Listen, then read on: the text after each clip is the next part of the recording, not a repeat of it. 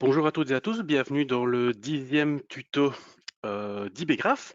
Alors aujourd'hui, on va s'attarder sur un point spécifique aux sociétés belges. Donc on va revoir comment configurer les nouveaux taux de TVA, puisqu'il y a eu un changement de législation ici au 1er janvier 2020, mais qui aura vraiment des influences à partir de maintenant, donc les premières déclarations exercice 2021. En gros, qu'est-ce qui a changé? Ben voilà, je reprends ici la nouvelle formule. Donc avant, c'était des tranches de pourcentage voilà, selon votre CO2, ben, il y avait des tranches de tel CO2 à tel CO2, c'était à tel pourcentage. Maintenant, c'est sur base d'une calcul de référence que vous retrouvez ici.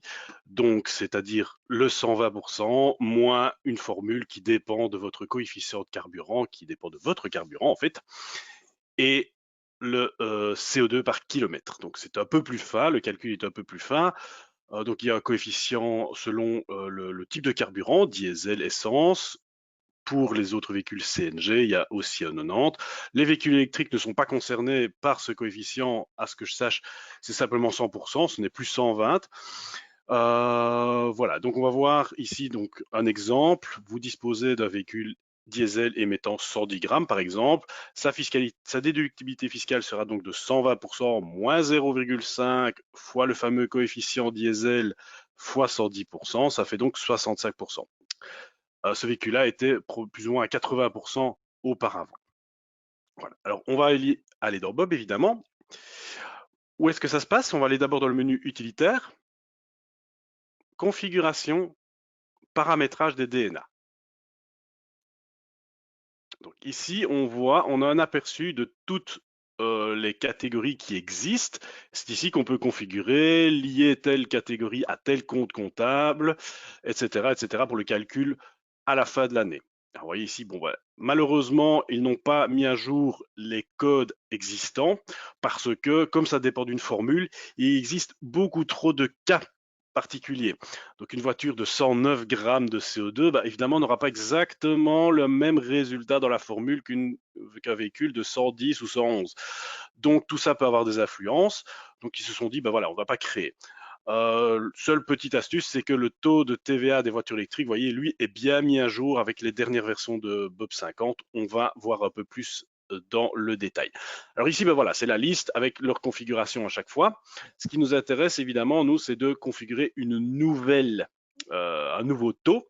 Alors, ce qui est très, très important à noter, c'est que les taux ici à toutes les catégories, je vais dire, de DNA, hein, que ce soit véhicule ou autre, hein, d'ailleurs, hein, les dépenses non admises, d'impôts, etc. C'est le même principe. En fait, c'est commun à tous les dossiers. Ça veut dire que si vous modifiez, ça va modifier pour tous. Donc, petit conseil que je donne, c'est de ne pas modifier un taux existant. Donc le 75%, on va le conserver tel quel. Parce que si je le modifie ici, il va se modifier chez les autres. Ça peut être embêtant. On pourrait se dire, bah tiens, moi je créerais bien, je réutilise le 75 puisque le véhicule dans ce dossier-ci passe de 75 à 80, bah je change simplement le taux ici du 75, je le passe à 80. Oui, le raisonnement tient la route, sauf que bah, comme les DNA, les catégories de DNA sont communes, bah, vous allez le modifier dans tous les dossiers. Mais peut-être qu'une autre société dans laquelle c'était 75 à l'époque, ce n'est plus nécessairement le même taux que dans ce dossier-ci. Donc méfiance, il vaut mieux créer tous les taux qu'après vous appliquerez dans les différents dossiers. Donc on va créer le 70, 71, 72 par exemple. Hein, évidemment, ne créez que ceux qui vous sont utiles au fur et à mesure des besoins, et liez-le au bon compte comptable. Ça, par contre, c'est individuel à chaque dossier, la liaison ici. Voilà, ici, dans ce dossier-ci, bah, le 75% pour les véhicules diesel est lié au 611 263. Alors, comment créer ces catégories? Simplement, ici, on a le bouton catégorie, on va cliquer dessus, ce qui va nous permettre d'arriver vraiment à la configuration, à la table des catégories de dépenses non admises.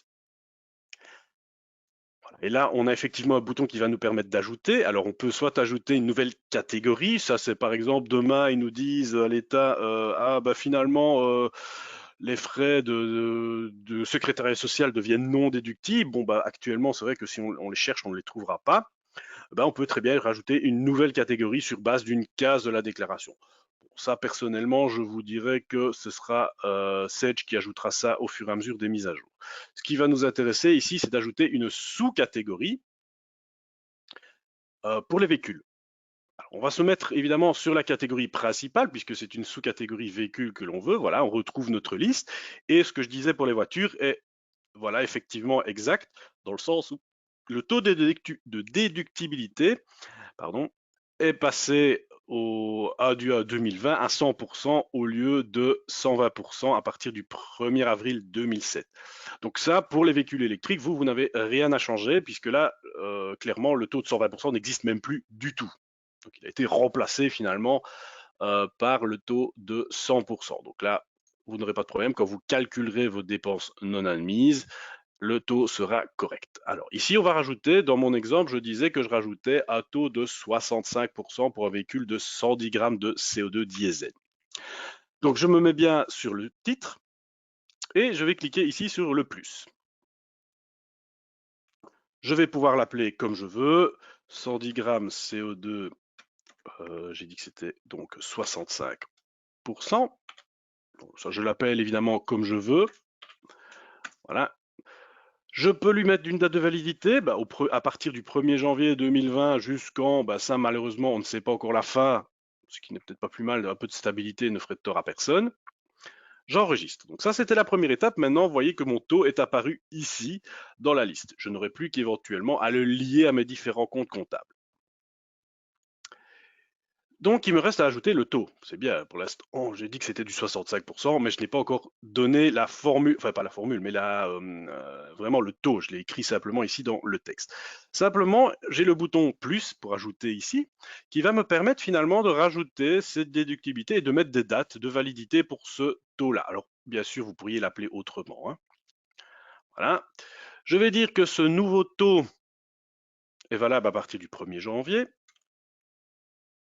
que le pourcentage déductible est de 65%. Voilà, tout simplement.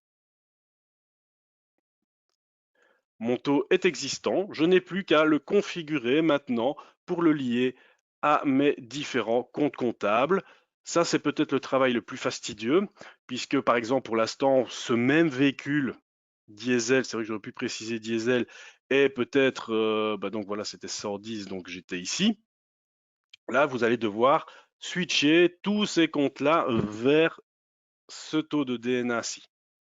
Comment faire ça? Simplement, vous allez revenir ici au niveau des vues par imputation. Et en fait, vous allez simplement venir changer dans les différents comptes. Vous voyez l'ancienne catégorie DNA, donc c'était 1205. Je dois chercher tous les 1205. En fait, voilà, hop, celui-ci, par exemple, je vais aller le déplacer sur ma nouvelle catégorie DNA, tout simplement. Alors évidemment, vous pouvez le faire aussi depuis votre compte général à proprement parler. Vous pouvez le faire depuis la fiche du plan comptable. Voilà. Taux de voiture, voilà, carburant, voilà. Je peux aller dans la fiche du compte et dans divers, je peux très bien changer la catégorie de DNA pour venir la mettre ici. Attention, les frais de carburant passent aussi à une déductibilité calculée. Ce n'est plus 75% comme c'était avant, donc ne pas oublier évidemment de faire ce changement-là.